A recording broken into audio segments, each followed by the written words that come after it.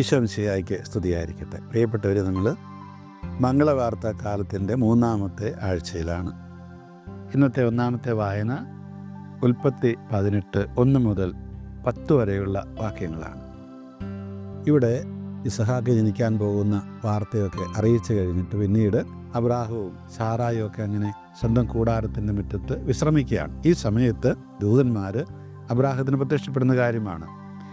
മാമ്രയുടെ ഓക്കുമരത്തോപ്പിന് സമീപം കർത്താവ് അബ്രാഹത്തിന് പ്രത്യക്ഷനായി. മാമ്ര എന്ന് പറഞ്ഞൊരു സ്ഥലമാണ്. അവിടെ ഓക്ക് എന്ന് പറയുന്ന മരമുണ്ട്. അങ്ങനെ മരങ്ങളുടെ അടുത്താണ് അബ്രാഹത്തിൻ്റെ കൂടാരം. നമ്മൾ ഇന്ന് പറയുന്ന പോലെ വീടൊന്നും അല്ലത്. അവരെല്ലാം നാടോടികൾ, ആടുകളെ മേയ്ക്കുന്നവരാണ്. കൂടാരങ്ങളിലാണ് കിടക്കുക. അപ്പോൾ അതിന് സമീപം കർത്താവ് അബ്രാഹത്തിന് പ്രത്യക്ഷനായി. വെയിൽ മൂത്ത സമയത്ത് അബ്രാഹം തൻ്റെ കൂടാരത്തിൻ്റെ വാതിൽക്കൽ ഇരിക്കുകയായിരുന്നു. അവൻ തല ഉയർത്തി നോക്കിയപ്പോൾ 3 ആളുകൾ തനിക്കെതിരെ നിൽക്കുന്നത് കണ്ടു. നിങ്ങളിവിടെ ഓർക്കുക, ആദ്യം പറയുന്നത് എന്താണ്? മാമ്രയുടെ ഓക്കുമരത്തോപ്പിന് സമീപം കർത്താവ് അബ്രാഹത്തിന് പ്രത്യക്ഷനായി. പിന്നീട് പറയുന്നത് അബ്രാഹത്തിൻ്റെ കൂടാരത്തിൻ്റെ വാതിൽക്കൽ അവൻ തലയുയർത്തി നോക്കിയപ്പോൾ 3 ആളുകൾ തനിക്കെതിരെ നിൽക്കുന്നത് കണ്ടു. അവരെ കണ്ട് അവൻ കൂടാരവാതിൽക്കൽ നിന്ന് എഴുന്നേറ്റ് അവരെ എതിരേൽക്കാൻ ഓടിച്ച് നിലം പറ്റത്താണ് അവരെ വണങ്ങി. അവൻ പറഞ്ഞു, യജമാനനെ. 3 പേരാ ഉള്ളതെന്ന് പറഞ്ഞിട്ട് എങ്ങനെയാണ് അവരെ അഭിസംബോധന ചെയ്യുന്നത്? യജമാനനെ എന്നാണ്. എന്നുവെച്ചാൽ ഒരാളെ മാത്രമേ അഭിസംബോധന ചെയ്യുന്നുള്ളൂ. അങ്ങ് എന്നിൽ സംപ്രീതനെങ്കിൽ അങ്ങയുടെ ദാസനെ കടന്നു പോകരുതേ. എന്തുകൊണ്ടായിരിക്കാം 3 പേരെ കണ്ടിട്ട് യജമാനനെ അങ്ങ് എന്നെ കടന്നു പോകരുതെന്ന് പറയുന്നതിൻ്റെ കാരണം പിന്നീട് അത് പറഞ്ഞു വരാം. നമുക്ക് കാല് കഴുകാനായിട്ട് കുറച്ച് വെള്ളം കൊണ്ടുവരട്ടെ. കാരണം എന്താണ്? അന്നത്തെ കാലത്ത് നമ്മൾ ഈ പൊടിയിലൂടെ എല്ലാം നടന്നു വരുമ്പോൾ വീടിനുള്ളിലേക്ക് പ്രവേശിക്കുന്ന മുമ്പായിട്ട് കാല് കഴുകും. മാത്രമല്ല വലിയ ചൂടാണ്, അപ്പോൾ നല്ല തണുപ്പ് കിട്ടും. അതാണ് അങ്ങ് എന്നിൽ സംപ്രീതനെങ്കിൽ അങ്ങയുടെ ദാസനെ കടന്നു പോകരുതേ. കാല് കഴുകാൻ കുറച്ച് വെള്ളം കൊണ്ടുവരട്ടെ.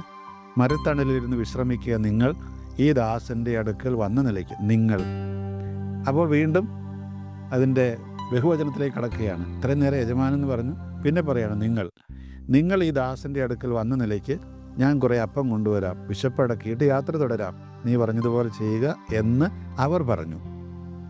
അബ്രാഹാം പെട്ടെന്ന് കൂടാരത്തിലെത്തി സാറായോട് പറഞ്ഞു, വേഗം 3 ഇടങ്ങഴി മാവെടുത്ത് കുഴച്ച് അപ്പമുണ്ടാക്കുക. അവൻ ഓടിച്ചെന്ന് കാലിക്കൂട്ടത്തിൽ നിന്ന് കൊഴുത്ത ഒരു ഇളം കാളക്കുട്ടിയെ പിടിച്ച് വേലക്കാരനെ ഏൽപ്പിച്ചു. ഉടനെ അവൻ അത് പാകം ചെയ്യാൻ തുടങ്ങി. അബ്രാഹാം വെണ്ണയും പാലും പാകം ചെയ്ത മൂരിയിറച്ചി അവരുടെ മുമ്പിൽ വിളമ്പി.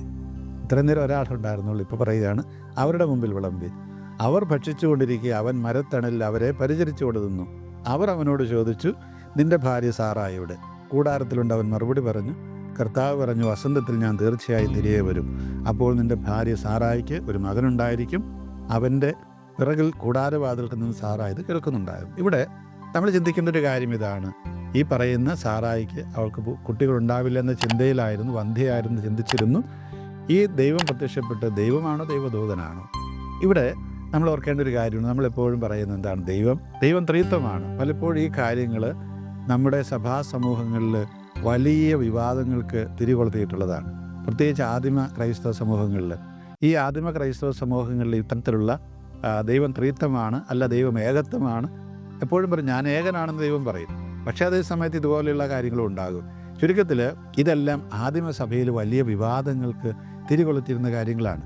ഈ വിവാദങ്ങൾ കാരണം തന്നെ സഭയിൽ ഒരുപാട് ഭിന്നിപ്പുകൾ ഉണ്ടായിട്ടുണ്ട്. മാത്രമല്ല, ഒരുപക്ഷെ നിങ്ങളൊക്കെ അത്ഭുതം വിചാരിക്കും, ഈ ഭിന്നിപ്പുകളിൽ നിന്ന് തന്നെ മറ്റ് മതങ്ങളായി രൂപാന്തരപ്പെട്ട ചില മതങ്ങൾ നമ്മുടെ നാട്ടിലടക്കമുണ്ട്. അതുകൊണ്ട് ആ മതങ്ങളിൽപ്പെട്ടവരും പറയും ദൈവം ഏകനാണ്, അവന് 3 ആകാൻ പറ്റില്ല, അവൻ ഏകനാണ്.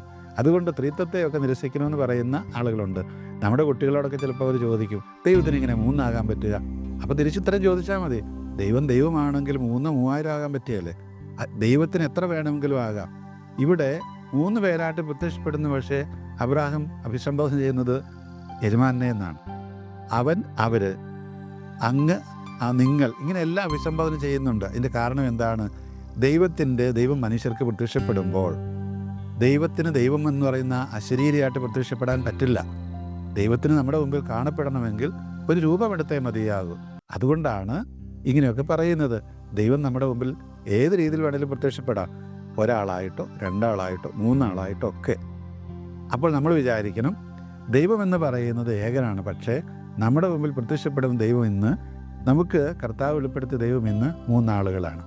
ആ ത്രിത്വമാണത്. അത് രണ്ടും ഒരേ പ്രതിഭാസം തന്നെ, അല്ലെങ്കിൽ ഒരു പ്രതിഭാസമാണ് ഈ മൂന്ന് പേരും, പിതാവും പുത്രനും പരിശുദ്ധാത്മാവുമായ ദൈവം. അപ്പം നിങ്ങളോട് ആരെങ്കിലും ചോദിക്കുകയാണ്, ദൈവത്തിന് എങ്ങനെയാണ് മൂന്നാകാൻ പറ്റുക?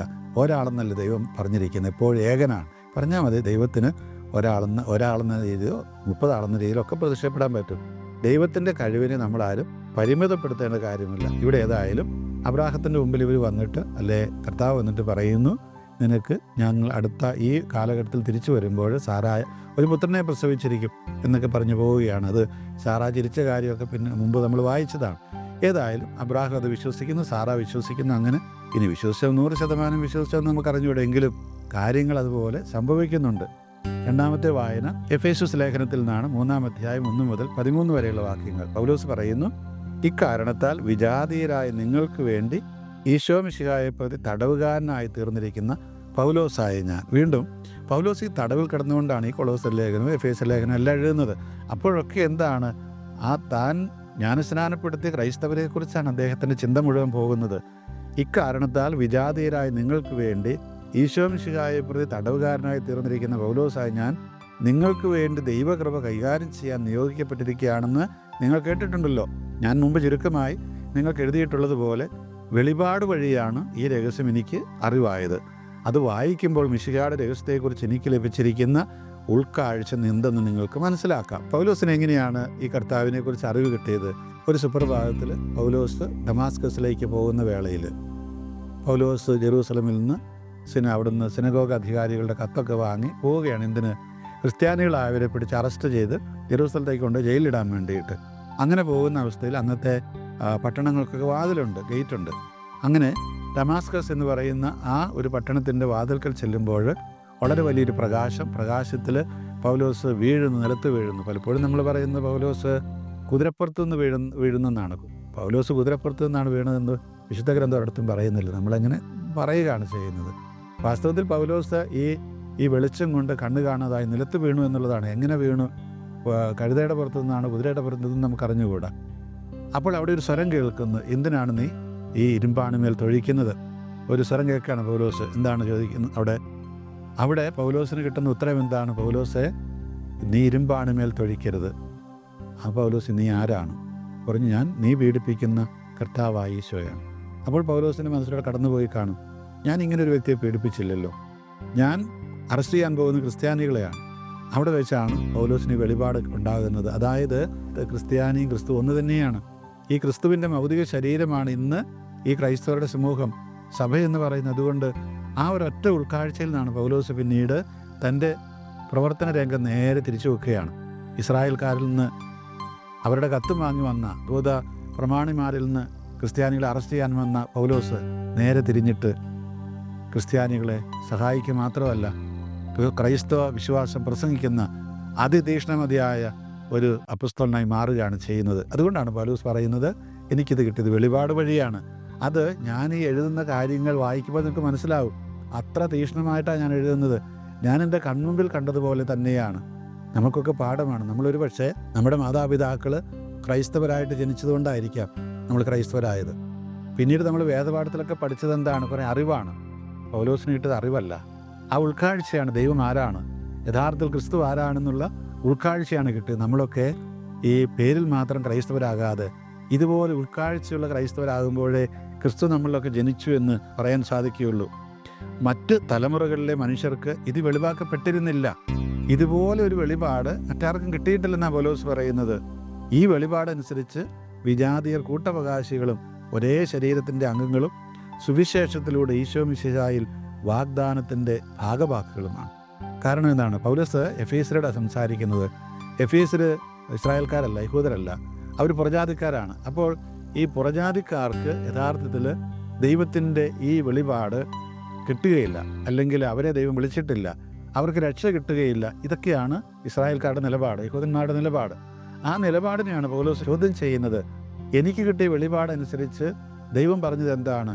നിങ്ങളോട് പ്രസംഗിക്കാനാണ്, യഹൂദരോട് പ്രസംഗിക്കാനല്ല. അതുകൊണ്ട് തന്നെ എൻ്റെ ഈ വെളിപാട് ഒരു പക്ഷേ നിങ്ങൾക്ക് ഇഷ്ടപ്പെടാത്തതായിരിക്കും. പിന്നീട് നമുക്ക് വായിച്ചവരും മനസ്സിലാകും, ഇവർ യഹൂദ പ്രമാണിമാർ ഇങ്ങനെ ഈ വിജാതീയ ക്രിസ്ത്യാനികളുടെ ഇടയിൽ പോയിട്ട് കുത്തിത്തിരിപ്പുണ്ടാക്കുന്നത് നിങ്ങൾ ആദ്യമായിട്ട് പരിച്ഛേദനം സ്വീകരിച്ച് യഹൂദരായെങ്കിൽ മാത്രമേ നിങ്ങൾക്ക് ക്രിസ്ത്യാനികളാകാൻ പറ്റുള്ളൂ എന്നൊക്കെ പറഞ്ഞുകൊണ്ട് പിന്നീട് ജെറൂസലം സുവർണ്ണ ദിവസത്തോടൊന്ന് കൂടുന്നതും അവിടെ എടുക്കുന്ന തീരുമാനമൊക്കെ നിങ്ങൾക്കറിയാവുന്നതാണ്. അപ്പോൾ ഈ വെളിപാടനുസരിച്ച് വിജാതിയർ കൂട്ടവകാശികളും ഒരേ ശരീരത്തിൻ്റെ അംഗങ്ങളും സുവിശേഷത്തിലൂടെ ഈശോ മിശിഹായിൽ വാഗ്ദാനത്തിൻ്റെ ഭാഗവാക്കുകളുമാണ്. നമ്മൾ എത്ര വർഷം മുമ്പ് ക്രിസ്ത്യാനികളായി എന്നുള്ളതല്ല, പലപ്പോഴും ഞങ്ങൾ 2000 വർഷം മുമ്പ് ക്രിസ്ത്യാനിയായതാണ്, നിനക്ക് എന്നാ അറിയാമെന്ന് ചോദിക്കുന്നവരുണ്ടാകും. നമ്മൾ 2000 വർഷമാണോ 2 വർഷം മുമ്പാണോ ക്രിസ്ത്യാനി ആയതെന്നുള്ളതല്ല ചോദ്യം. അതിലുപരിയായിട്ട് ഈ പൗലോസ് പറഞ്ഞില്ല, നമുക്ക് ഈ വെളിപാട് കിട്ടിയോ, നമ്മുടെ ഉള്ളിൽ ഈ ഒരു കാഴ്ചപ്പാട് കിട്ടിയോ, ഉൾക്കാഴ്ച കിട്ടിയോ, ദൈവത്തിൻ്റെ രക്ഷയുടെ പങ്കാളികളാണ് നമ്മളെന്നുള്ളത്. അതുപോലെ ഈ വെളിപാടനുസരിച്ച് വിജാതിയർ കൂട്ടവകാശികളാണ്, ക്രിസ്തുവിൻ്റെ കൂട്ടവകാശികൾ, രക്ഷയുടെ കൂട്ടവകാശികളാണ് എന്ന് നമുക്ക് അംഗീകരിക്കാൻ പറ്റുന്നുണ്ടോ? പരമ്പരാഗത ക്രിസ്ത്യാനികൾക്ക് ഒരേ ശരീരത്തിൻ്റെ അംഗങ്ങളും സുവിശേഷത്തിലൂടെ ഈശോ മിശിഹായിൽ വാഗ്ദാനത്തിൻ്റെ ഭാഗവാക്കുകളുമാണെന്ന് നമ്മൾ വിശ്വസിക്കണം. പലപ്പോഴും നമ്മുടെ പള്ളികളൊന്നും അങ്ങനെ നടക്കുന്നില്ല. കാരണം എന്താണ്? പരമ്പരാഗത ക്രിസ്ത്യാനികൾ കൂടുതൽ അവകാശം വേണമെന്നൊക്കെ വാദിക്കുന്നവരാണ് നമ്മളിപ്പോഴും യഥാർത്ഥത്തിൽ ക്രൈസ്തവ മനോഭാവത്തിലേക്ക് എത്തുക എന്നുള്ളത് നമ്മൾ ചിന്തിച്ച് നോക്കുക. ഈ കേരളം വിട്ട് ഒരു പക്ഷേ കുറച്ചുകൂടെ പുറത്തേക്ക് മറ്റ് സംസ്ഥാനങ്ങളിലേക്ക് ചെല്ലുകയാണെങ്കിൽ ഈ ചിന്ത വളരെ പ്രകടമായിട്ട് കാണാം. അതായത് ഒരു കാസ്റ്റ് അല്ലെങ്കിൽ ഒരു അങ്ങനെയുള്ളതിൽ പെട്ടവർ മറ്റ് കാസ്റ്റുകാരുടെ പള്ളിയിൽ പോവുകയില്ല, അവരുടെ കാസ്റ്റിൻ്റെ സെമിത്തേരിൽ അടക്കാൻ സമ്മതിക്കുകയില്ല, ഇങ്ങനെയുള്ള ഒരുപാട് കാര്യങ്ങൾ. അപ്പോൾ നമ്മൾ യഥാർത്ഥത്തിൽ പൗലോസിൻ്റെ ഈ വെളിപാട് നമ്മൾക്ക് കിട്ടിയെങ്കിൽ മാത്രമേ നമുക്ക് പൗലോസിനെ പോലെ ചിന്തിക്കാനായിട്ട് കഴിയുകയുള്ളൂ. പറയുകയാണ് വീണ്ടും, ദൈവത്തിൻ്റെ കൃപാവരത്താൽ ഞാൻ ഈ സുവിശേഷത്തിൻ്റെ ശുശ്രൂഷകനായി അവിടുത്തെ ശക്തിയുടെ പ്രവർത്തനങ്ങളുടെ ഫലമായിട്ടത്രേ എനിക്ക് ഈ കൃപാവരം നൽകപ്പെട്ടത്. വിജാതിയരുടെ മിശിഹായുടെ ദുർഗ്രഹമായ സമ്പന്നതയെക്കുറിച്ച് പ്രസംഗിക്കാനും സകലത്തിൻ്റെ സൃഷ്ടാവായ ദൈവത്തിൽ യുഗങ്ങളോളം നിഗൂഢമായി സ്ഥിതി ചെയ്തിരുന്ന രഹസ്യത്തിൻ്റെ പ്രവർത്തനം എല്ലാവർക്കും വ്യക്തമാക്കി കൊടുക്കാനും ഉതകുന്ന വരം വിശുദ്ധരിൽ ഏറ്റവും നിസ്സാരനായി എനിക്ക് നൽകപ്പെട്ടു. നമ്മൾ ഈശോയെ നമ്മുടെ ഹൃദയത്തിലേക്ക് സ്വീകരിക്കുന്നു ക്രിസ്മസിൽ, അല്ലെങ്കിൽ ഈ പറയുന്ന ഈ നോമ്പ് കാലത്തിന് ശേഷം എന്നൊക്കെ നമ്മൾ പറയും. യഥാർത്ഥത്തിൽ എന്താ സംഭവിക്കേണ്ടത്? ഈ പൗലോസ് പ്രാർത്ഥിക്കുന്നത് പോലെ നമുക്കും പ്രാർത്ഥിക്കാൻ കഴിയണം. ഇതുപോലെ ഈ ഈശോയെ നമുക്ക് പ്രസംഗിക്കാനായിട്ട് കഴിയുമ്പോഴാണ് അവിടുന്ന് നമ്മളിലൊക്കെ ജനിച്ചു എന്ന് പറയാൻ കഴിയുക.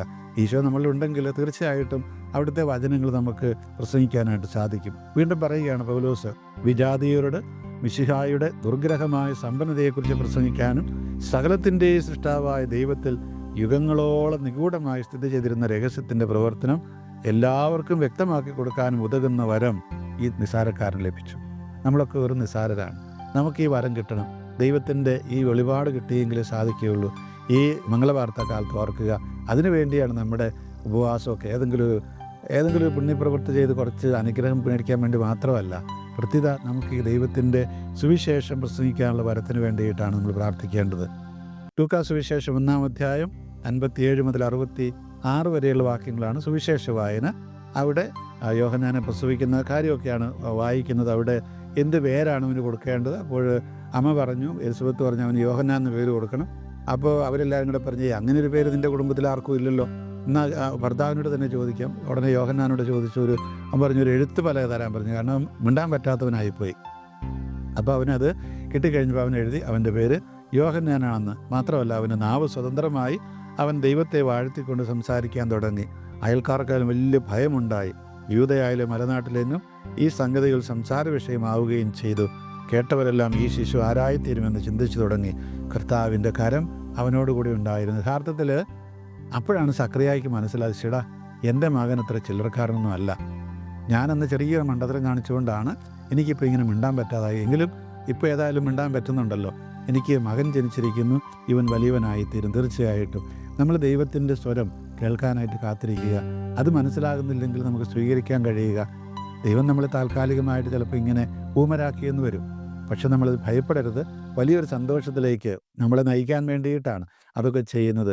ദൈവം ഏറ്റവും അധികം സ്നേഹിച്ച, ഏറ്റവും നന്മ ചെയ്ത ജോബിനെ എത്രമാത്രം പീഡകൾ കൊടുത്ത് ദ്രോഹിച്ചു എന്ന് നമ്മൾ പറയും. വാസ്തവത്തിൽ അത് ജോബിനോടുള്ള സ്നേഹം കൊണ്ടാണ്. ദൈവത്തെ സ്നേഹിക്കുന്നവർക്ക് എന്തെല്ലാം സംഭവിച്ചാലും ദൈവത്തിൽ നിന്ന് അകന്നു പോകാൻ കഴിയില്ല. ദൈവത്തെ ഉപേക്ഷിക്കില്ല എന്ന് ലോകത്തിന് തെളിയിച്ചു കൊടുക്കാൻ വേണ്ടിയിട്ടാണ്. പ്രിയപ്പെട്ടവർ, നമ്മളും ഇതുപോലെ തന്നെ ഓർക്കുക. ഈ സക്രിയായപ്പോൾ ചെറിയ ചെറിയ ഊമത്തരങ്ങളൊക്കെ നമുക്കോ സംഭവിച്ചെന്ന് വരാം. അപ്പോൾ ഓർക്കുക, ദൈവം നമ്മളെ സ്നേഹിക്കുന്നതുകൊണ്ടാണ്. കർത്താവ് നമ്മളോട് കൂടി ഉണ്ട് എപ്പോഴും. ആ ദൈവത്തെ സ്നേഹിക്കുന്നവർക്കെല്ലാം നന്മയ്ക്കായിട്ട് ഭവിക്കുകയുള്ളൂ. എല്ലാവർക്കും ദൈവാനുഗ്രഹം ഉണ്ടാവട്ടെ. ഈശോ മിശിഹായ്ക്ക് സ്തുതിയായിരിക്കട്ടെ.